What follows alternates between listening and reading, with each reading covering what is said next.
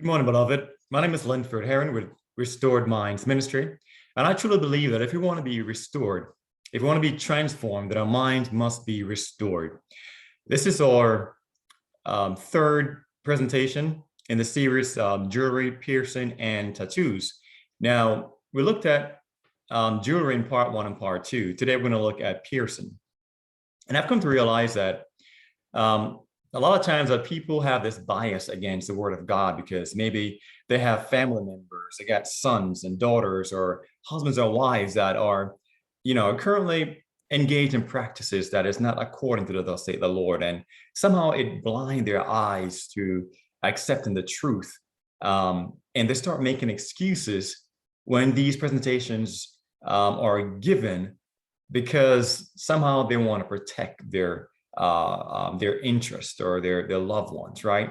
But we have to put God above all the beloved. I mean, if we love mother, father, son, daughter more than we love God, then we're not worthy of him. And these are not do's and don'ts.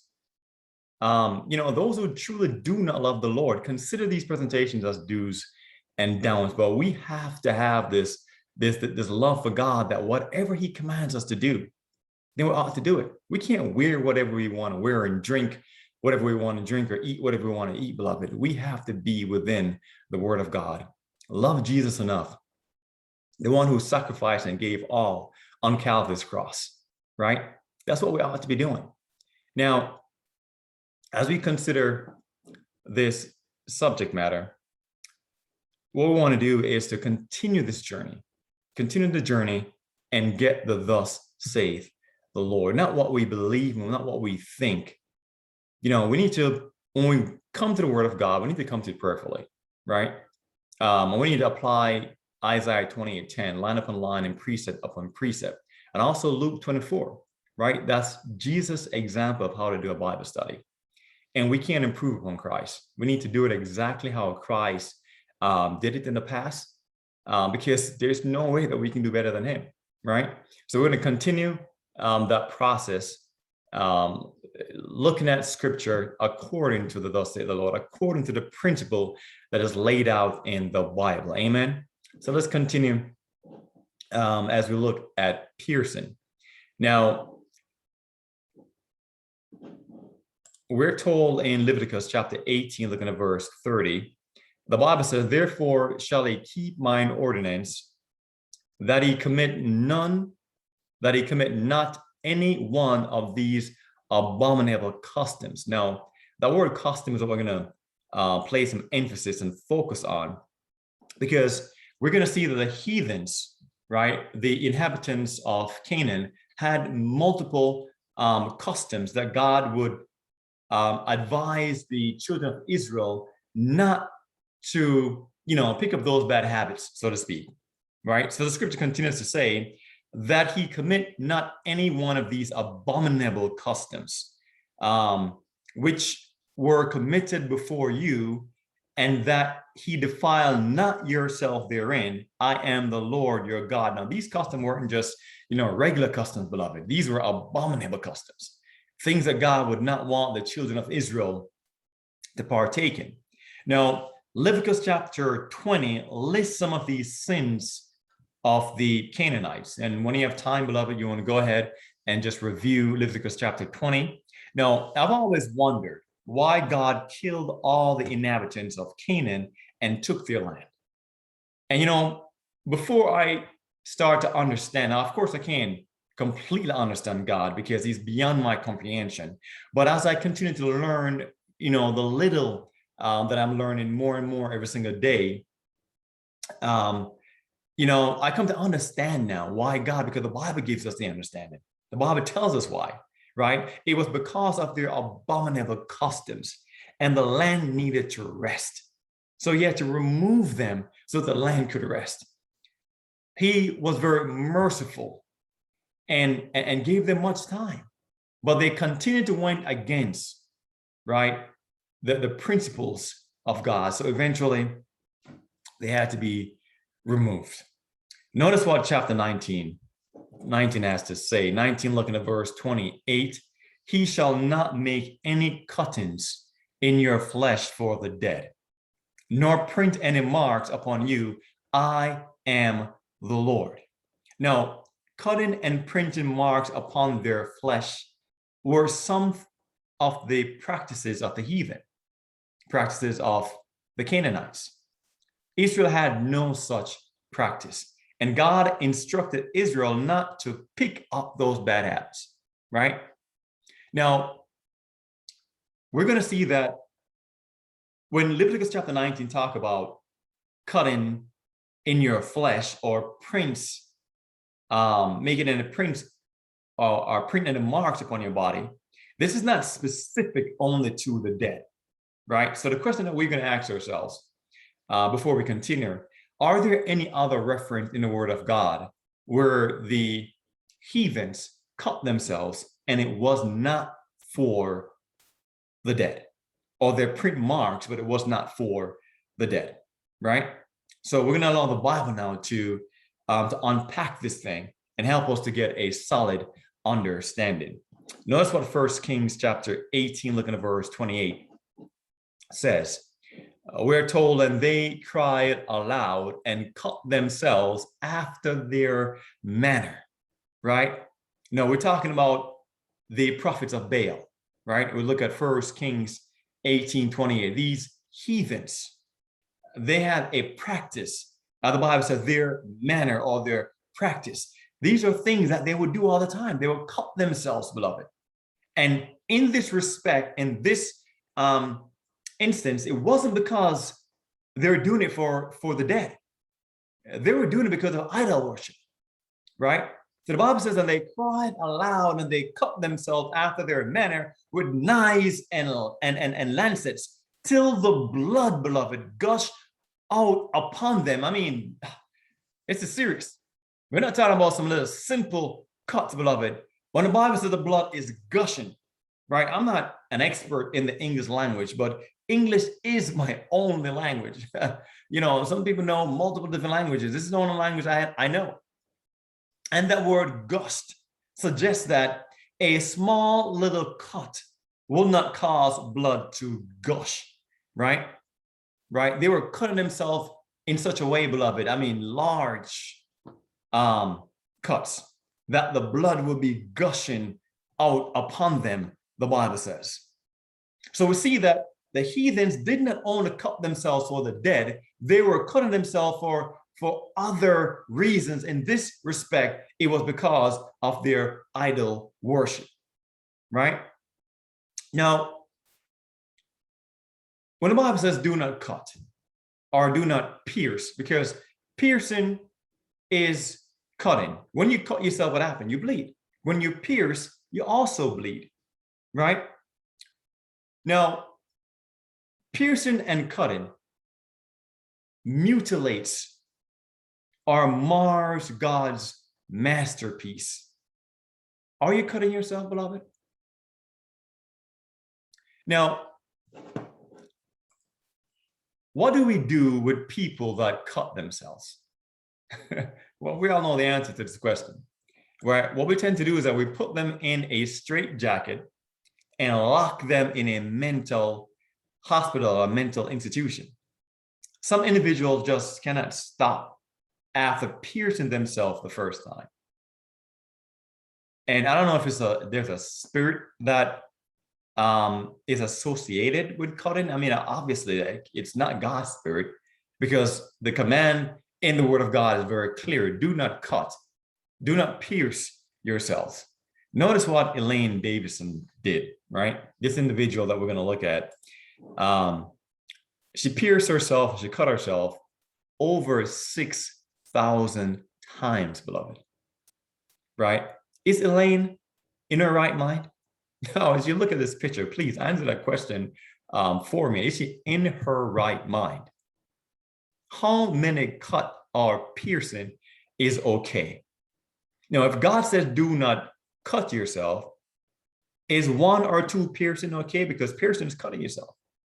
No, beloved, it is not okay, right? No, Elaine is the extreme, but some goes to the other extreme. Notice now what Joel Migler did to himself. I mean, he made holes in his face, beloved. Currently, he holds the Guinness Book of Record for the largest and the most holes on his face. If you look closely, if you notice, is that, I mean, he don't have to put the lollipop in his mouth. He can put the lollipop in the side of his jaw. I mean, in the hole that is there. And as you can see in the picture, I mean, this is for real, beloved. I mean, the holes are so big, he can put a lollipop through the hole in his face. And there's holes in his nose and other, I mean, there is no way the Spirit of God would lead a child of God to do something like this to him or herself. Then you have individuals that have these corset piercings. I mean, and they call it art. This lady cut or pierced herself over 116 times.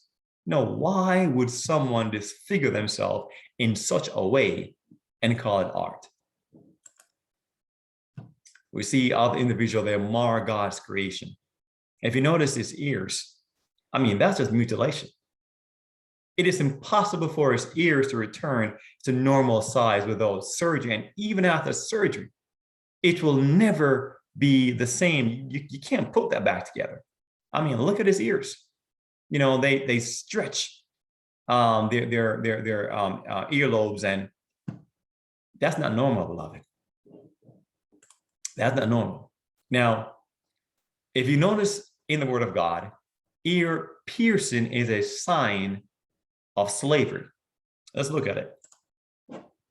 In Exodus chapter 21, looking at verse 6, the Bible says, then his master shall bring him unto the judges. He shall also bring him to the door or unto the door post, and his master shall bore his ear through with an awl, and he shall serve him forever.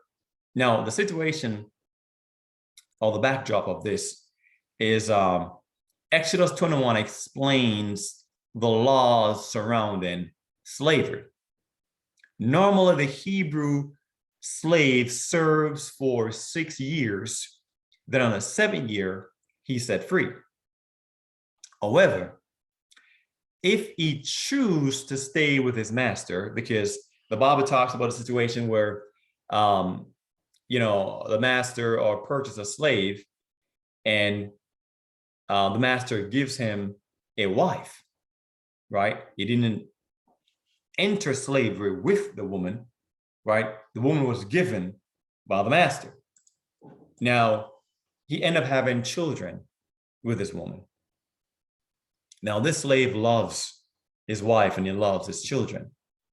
Now, on the 7th year, when the master is supposed to set him free, the Bible is clear that if he came in with a wife, he can leave with the wife and also with the children. But if the master gave him that wife, then the wife and the children belongs to the master. He has to go out by himself. Now, if he loves his wife and he loves his children and he doesn't want to leave them, he can choose to stay with the master. Now, this is what Exodus 21 verse 6 is explaining, is that if he chooses to stay, then what the master would do now is bore his ear through with an awl, and then he shall serve him forever. This boring or making this hole in his ear is a clear sign of slavery, that he will remain a slave forever, permanent sign of ownership. Now, God wants us to be set free to serve him. God gave no command to pierce our ears, beloved. Didn't give any command to pierce our nose or any other part of our body. So, which master are you serving when you pierce your ears? I want you to chew on that, beloved. Now, the Bible does not support piercing or cutting for the wearing of jewelry. It clearly does not. It tells us that we shouldn't pierce ourselves, right? Now, we already have a hole in our ears. we have two holes in our nose and a hole in our mouth. A hole for waste management and a hole for reproduction.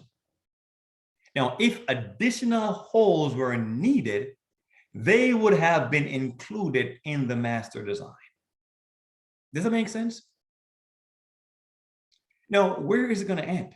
Now we see what people are doing. They're piercing, crazy holes in their jaws and in all parts of their face. They got holes all over their face and all over their body.